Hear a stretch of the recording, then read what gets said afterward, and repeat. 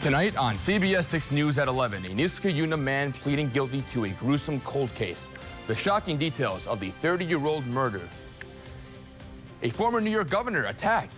What led up to former Governor David Paterson being physically assaulted?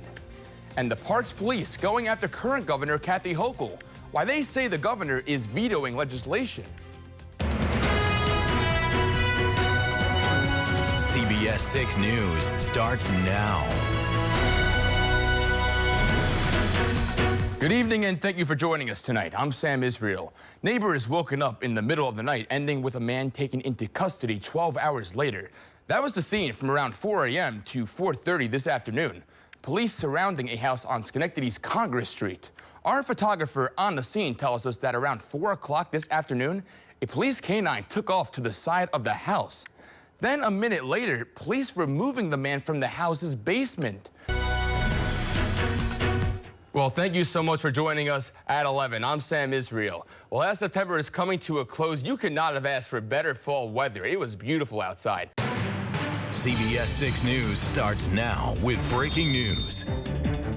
Well, good evening and thank you for joining us tonight. I'm Sam Israel, filling in for Greg Floyd. Tonight, tragedy in Saratoga County after a small plane crashes in a residential neighborhood, killing the pilot and seriously injuring a passenger. CBS 6's Brianna Supardi is live on Wyndham Way in the town of Milton, where investigators and emergency crews have been on scene all day long. Bree, any updates you have to share for us?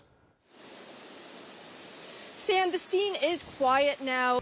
We have some breaking news here. We're going to bring you a live look at a massive response to a fire on Madison Avenue this evening. You can see it's pretty dark. It's hard to make out too much, but you do see a fire truck there again. This is around Madison Avenue and Swan Street. We're awaiting more information from authorities. You can see the smoke there. Good evening and thank you for joining us tonight. I'm Sam Israel, and we start off with that breaking news. Rivers Casino in Schenectady has been shut down for the night. A source tells us it was closed due to a network outage. Here is a live look. CBS 6's Sean Cavanaugh joins us live from outside the casino in Schenectady. Sean, what are you hearing?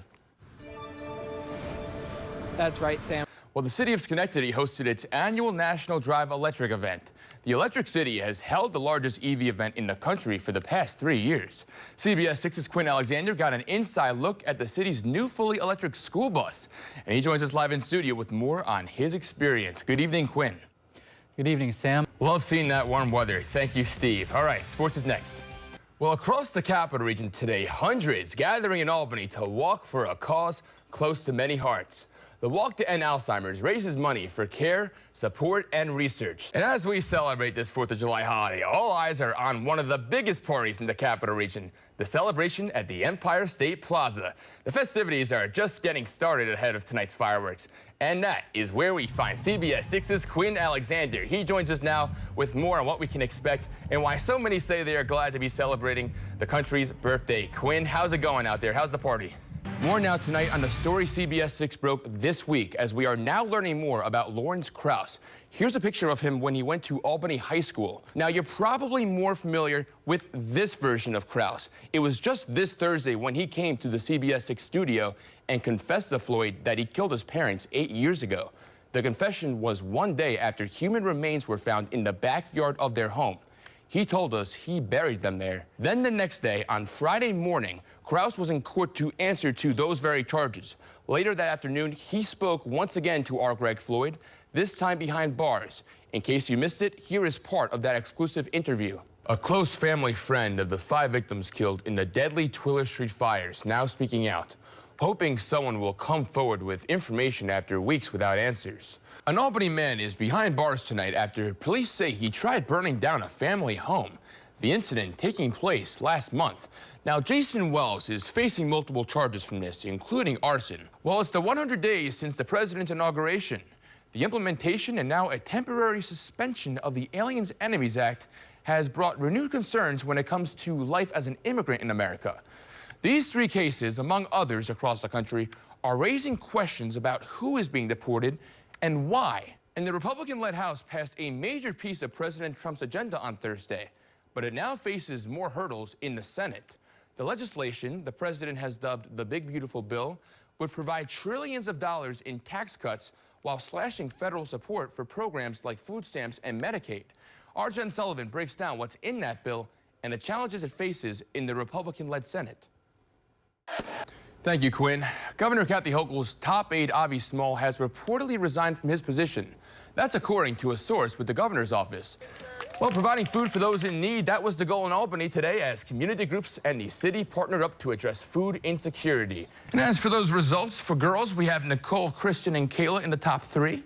And for the men, we have John, Mike, and someone with my exact name, Sam Israel, and with my picture. Wow. Must be AI generated. Really weird name, Sam Israel. Wow, you look good out there. Let me just congratulate you for that. Well done, sir. It was a great event and just amazing to see everyone in the community come together. And a great cause, absolutely. For such a good cause.